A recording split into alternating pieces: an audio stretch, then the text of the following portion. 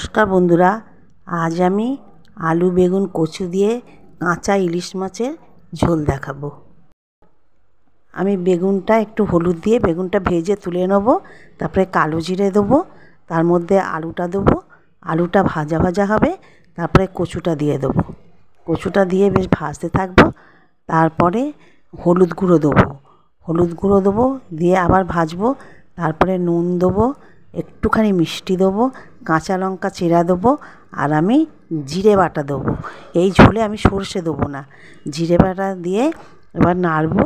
নেড়ে তারপরে আমি জল ঢেলে দেবো।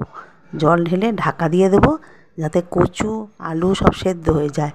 যখন দেখবো ঝোল টকবক করে ফুটছে, আধ সেদ্ধ হয়ে গেছে, তখন আমি কাঁচা মাছগুলো ওই ঝোলের মধ্যে ফেলে দেবো।